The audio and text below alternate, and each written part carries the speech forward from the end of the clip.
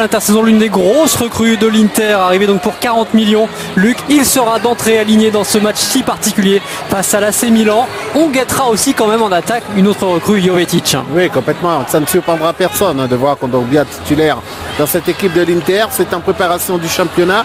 Quant à l'attaque, elle a plutôt fière allure.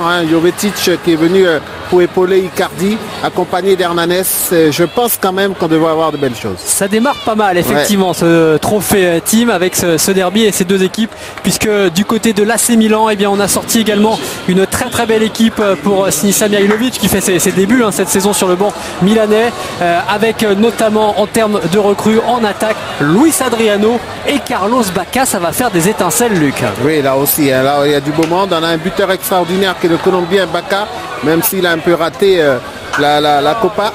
Mais accompagné de Luis Adriano et Honda, ça devrait faire mal, même si on aimait voir quand même Menez. On aurait aimé voir Jérémy Menez, mais le nouvel entraîneur Milanet Mihajlovic a prévenu, il n'y aura pas de passe droit, il faut gagner sa place, et Jérémy Menez n'a pas été convoqué, notamment pour ce tournoi Marina.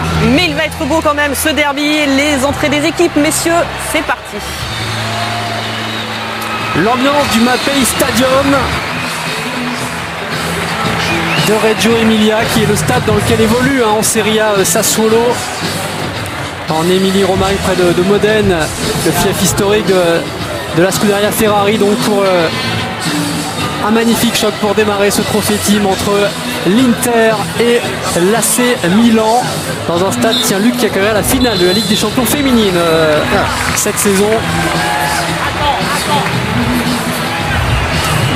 Et on utilisera d'ailleurs aujourd'hui pour la toute première fois en Italie, comme dans de nombreux pays européens, à l'exception de l'Angleterre qui sait bien avant tout le monde, la fameuse Goal Line Technology. Donc on espère qu'on aura ce soir un petit débat sur un ballon qui a franchi ou non la ligne, qui sera tranché très rapidement par ce fameux système de Goal Line Technology. Le fameux TOS avec évidemment De Jong du côté de l'AC Milan, et puis Juan Jesus du côté de l'Inter. Marina a bien détaillé le processus de ce tournoi. Il est important de s'imposer avant les tirs au but dans les 45 premières minutes pour prendre 3 points. Et Roberto Mancini et Sinisa Mihajlovic, deux anciens compères, Luc, qui ont joué ensemble évidemment à la Sampdoria et qui ont même travaillé ensemble, puisque lors du premier passage de l'Inter, de Mancini à l'Inter en 2004, Mihajlovic était son adjoint. Complètement, et ils sont tous les deux à Milan. Milan cette saison, après notamment un joli passage du côté de la Sampdoria.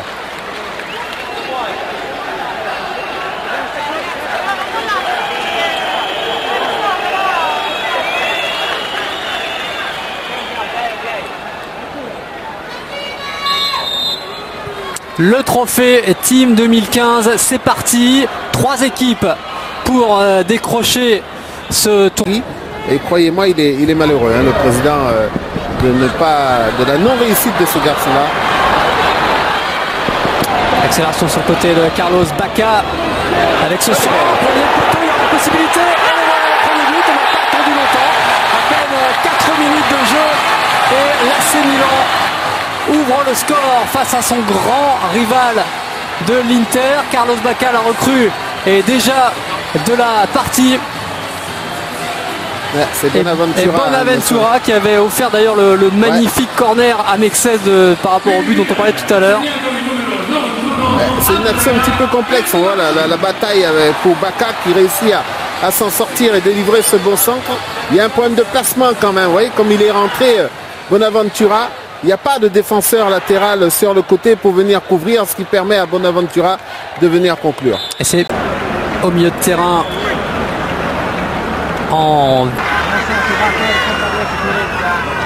alors qu'on revoit ce duel et le travail de Bacca sur le but face à Miranda, une recrue face à une autre recrue. Ouais. Le centre était probablement adressé à Adriano, mais derrière... Il a une drôle de manière de reprendre ce ballon, Bertolacci, mais bon, il était là. Intéressant que le milieu interiste, dans la mesure où ils viennent presser très haut.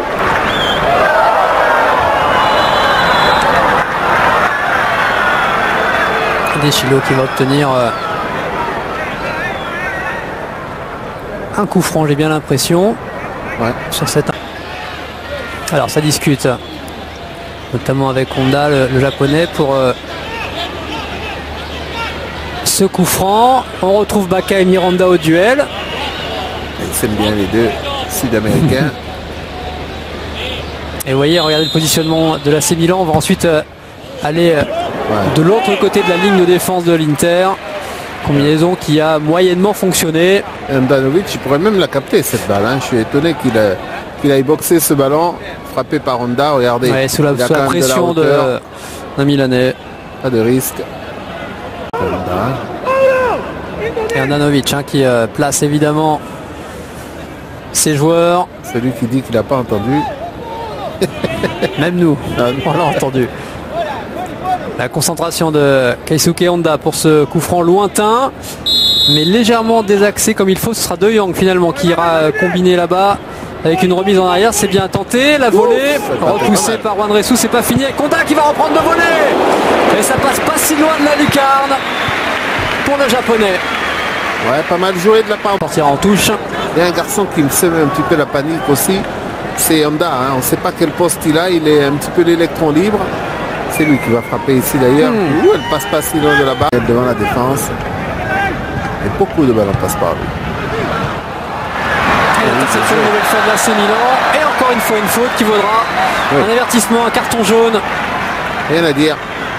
Ressus qui arrive un petit peu en retard, qui a été surpris par ce débordement de Deschilio, qui est un latéral qui monte énormément. Aussi, c'est un garçon qui apporte énormément offensivement.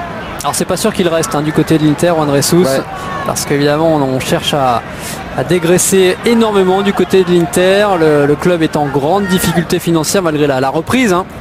40 millions. Oui, oui, mais pour les autres ils ont rusé, car ils ont beaucoup utilisé les prêts longue durée, sur 18 mois, sur 2 ans. C'est intelligent. C'est une bidouille. Alors le coup franc est bien distribué sur le nez.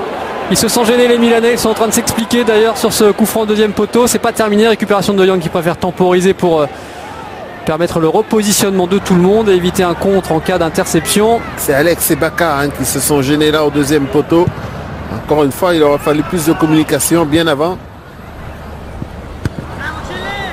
C'est la pré-saison Luc, Baca vient d'arriver, il n'a pas encore les automatismes avec ses coéquipiers. Récupération à nouveau de l'AC Milan, le coup d'épaule. Le Baca qui va la égaler tout seul, il a gagné son duel et il marque le deuxième but. Carlos Baca vous salue bien. Passeur sur le premier but et buteur tout seul sur le deuxième pour permettre à l'AC Milan de mener 2-0. Tout va bien pour Mihajlovic et les Milanais. Oui, c'est beau le but qu'il marque Baca, je suis entièrement d'accord, mais il y a une série d'erreurs quand même sur ce but-là de la part de la défense milanaise, déjà Handanovic, qui pour moi n'est pas très sûr sur ce coup-là. La défense de Miranda qui s'arrête. Là, il y a le défenseur latéral qui, lui, plutôt que de défendre intérieur, défend extérieur. Ça permet... Enfin, il y a une foule d'erreurs qui fait que Baca, lui, intelligent qu'il est, buteur qu'il est, va conclure avec une faute en plus d'Handanovic. Qui permettent à l'AC Milan de partir sur le côté droit avec Adriano et cette combinaison vers Deschilio qui ne résistera pas. Il est intenable l'international italien. Alors là, on voit, là, il y avait du pas plus mal que l'AC Milan n'ait pas marqué finalement. Oui, parce que Baca il y était en tout cas. C'est lui qui reprend le ballon. Là non. Regardez la défense, elle est assez incroyable. Santon qui revient pour aller défendre comme ça. Une match extraordinaire. Déjà un changement avec Hernanes qui va sortir du côté de l'Inter et Brozovic qui va rentrer. Ouais, ça c'est plutôt tactique, non? Oui, parce que les 25 premières minutes n'ont évidemment pas donné satisfaction à Mancini. Qui ne regarde même pas. Jovetic avec Brozovic, on va chercher une combinaison là, plein axe et c'est ressorti par l'AC Milan sur du velours avec cette talonnade magnifique et l'accélération, ballon pour Baca, c'est repoussé, ça peut revenir du côté de l'AC Milan. On est un petit peu en retrait. C'est Deschilio qui avait initié cette contre-attaque. Attention avec ce centre, repoussé par Eli, ça va revenir. Oula! Bien joué. Finalement. Bien joué mais risqué parce qu'il y avait Brozovic dans le dos. Je suis pas certain que Diego Lopez s'attendait à cette feinte de son défenseur. Et on revoit la montée de Deschilio. Encore une fois, lui, alors là, il s'est un petit peu trompé dans le centre. Il a centré peut-être.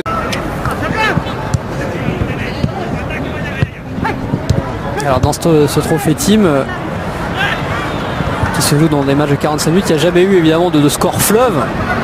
Le plus gros score qu'il y a eu, c'est 3-1. Vous voyez, donc peut-être que l'AC Milan peut tenter d'établir un record. En tout cas, on sent que c'est possible. Hein. Ouais.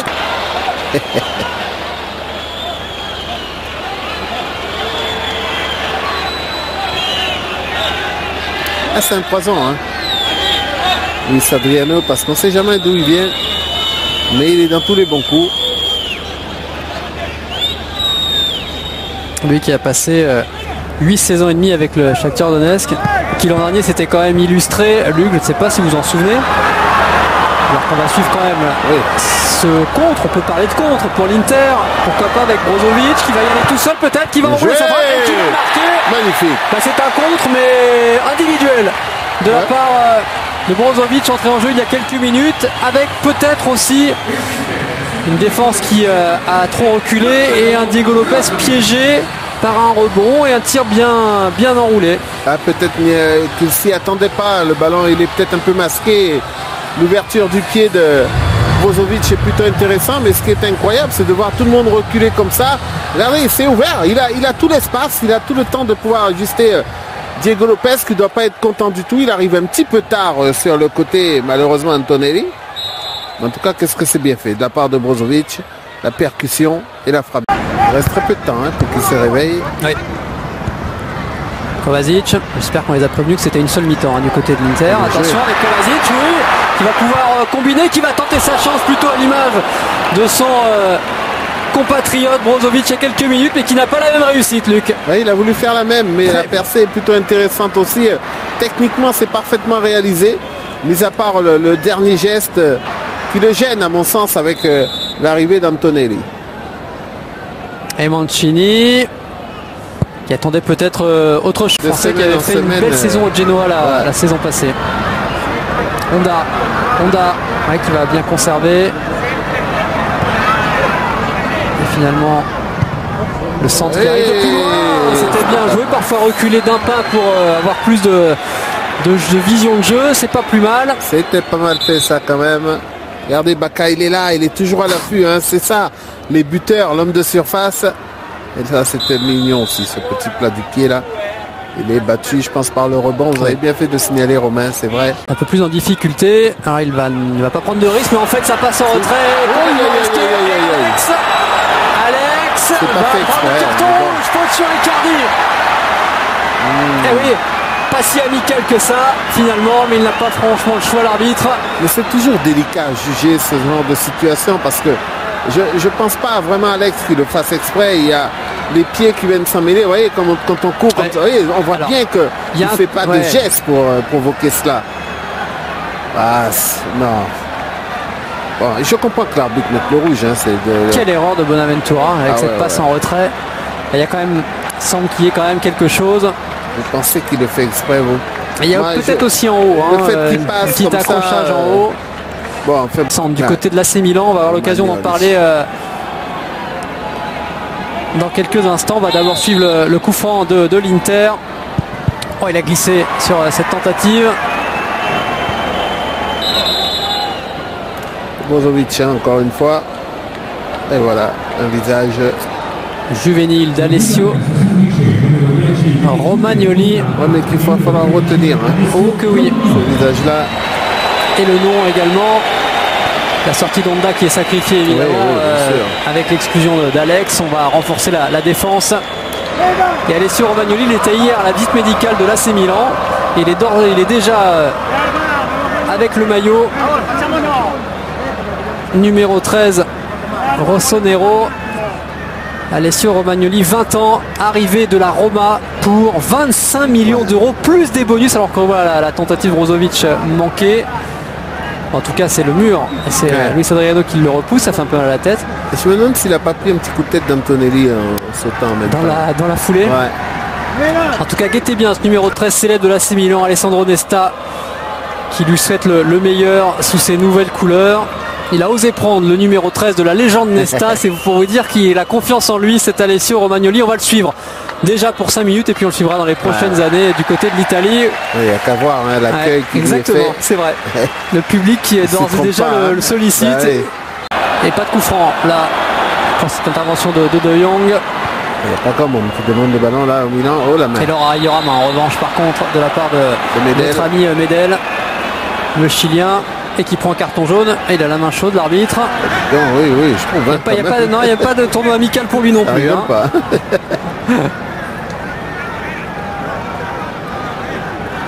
Il dégaine, monsieur l'arbitre. Ouais, mais il fait le geste. Il y a un petit mouvement. Effectivement, un petit mouvement de Medel. Qui est là pour dégager? Luis Adriano dans ses 16 mètres, encore une fois. Kondogbia qui a hésité peut-être une fraction de seconde à tirer, c'était très fourni devant lui. Et la remontée de balle de Baka, il est tout seul, il tente de passer entre deux joueurs. Lui aussi va réclamer quelque chose. Ça sera un jaune. Ouais. Formidable quand il part comme ça. Baka, je vous ai dit, il y aura de la percussion, il y aura vraiment des choses intéressantes devant pour cette équipe. Et, bien sûr, et le carton, il est pour Murillo. Il est venu fermer. Baka, quand il part comme ça, c'est une sorte de bison tête baissée. Vraiment... Non, puis techniquement, il est capable de garder le ballon et d'éliminer. C'est ça qui est formidable. Là, il a percé pas mal. Là, vraiment, superbe. Et un coup franc. Alors, moi, je proposerais de faire rentrer Mihailovic pour le coup franc. Parce que là, il est parfaitement placé. Et vous n'avez pas fait rentrer Mancini pour l'autre? Non. Alors. Non, on ne peut pas penser à tout. Hein. Je ne suis pas coach, sinon je ne serais pas là.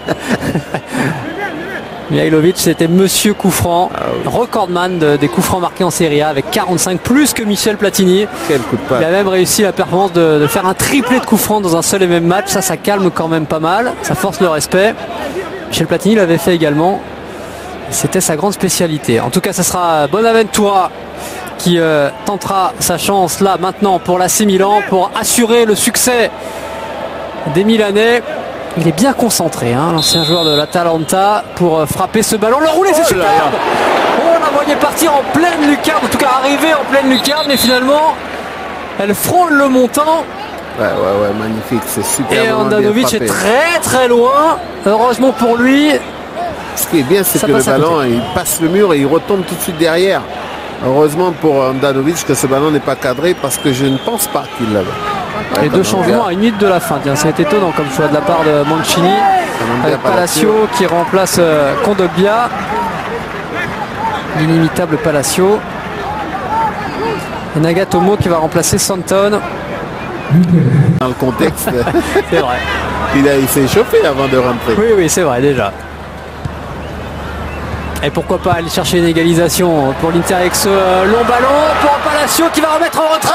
C'est pas terminé avec la tentative et la sortie. Et c'est Brozovic qui a failli s'offrir un doublé. Et c'est Romagnoli dont je vous parlais qui sauve l'AC Milan. L'histoire retiendra que pour sa première apparition avec l'AC Milan, Romagnoli aura sauvé son équipe sur la ligne. Mais il est déjà aimé, ça y est. Pour gratter du temps et pour aussi préparer la suite. Ça devient machiavélique même. Allez, une dernière possibilité, effectivement, avec Ressus en retrait. La petite déviation d'Icardi. Et la but, non, il est hors jeu. Oui. Il est hors jeu. Diego Lopez a eu peur. Le ballon lui s'était faufilé. Et Nagatomo a failli être décisif justement. Alors ça aurait été encore un coaching gagnant. On ne le voit pas arriver, Nagatomo. Mais il est effectivement largement dans le dos de tout le monde. Alors quand on voit l'incroyable occasion précédente. Superbe. Ils y ont cru les interistes. Récupération tout de même, c'est encore négociable pour l'Inter avec Icardi. Le centre est contré et cette fois-ci c'est bel et bien terminé. Succès de l'AC Milan 2-1 face à son rival l'Inter dans ce premier match du trophée Team. Roberto Mancini n'a pas eu le coaching 100% gagnant, mais Luc, ça augure de belles choses pour la suite de ce tournoi. Ah oui, c'est le moins que l'on puisse dire. Effectivement, on a vu vraiment de belles choses. Un réveil un peu tardif de l'Inter malheureusement. Marina, Steve, on va retrouver l'Inter dans quelques instants, donc normalement face à Sassuolo, et l'AC Milan prend la tête de ce tournoi. Dans un petit quart d'heure, effectivement, le deuxième match de